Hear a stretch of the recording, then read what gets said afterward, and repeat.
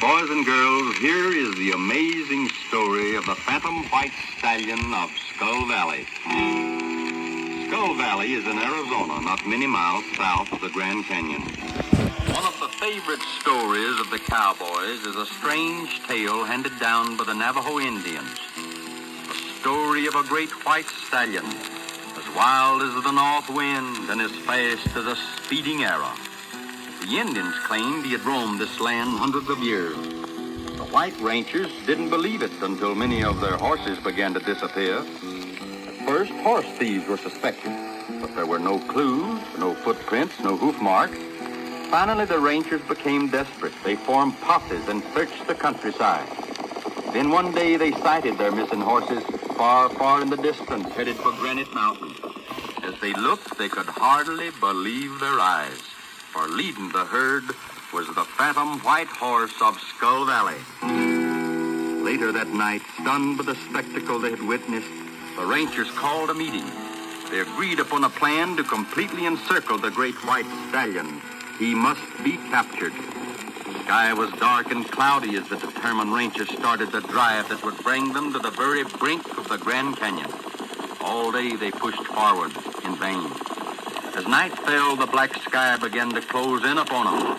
The thunder roared and the lightning slashed and tore at the sky and earth. Then suddenly, a cry went up, for there on a high plateau, their heads high in the excitement of the storm, stood the missing herd. A great white stallion stood proudly in their midst. In a flash, the storm was forgotten and the race for the capture was on. The Phantom Horse was not to be taken so easily. Like the flashing lightning, he was away, and the faithful herd followed as if drawn by some strange power. But they were not to keep pace with the swift stallion whose very life was freedom. The ropes of the ranchers were ready as they spurred their horses on to what seemed certain capture. Escape was impossible. The canyon would stop this Phantom Horse. On and on the stallion raced.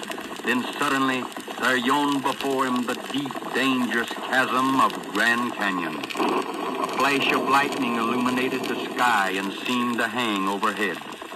Then, with what seemed like a last farewell to the herd and defiance to his pursuers, the white stallion made a mighty, screaming leap into space and disappeared.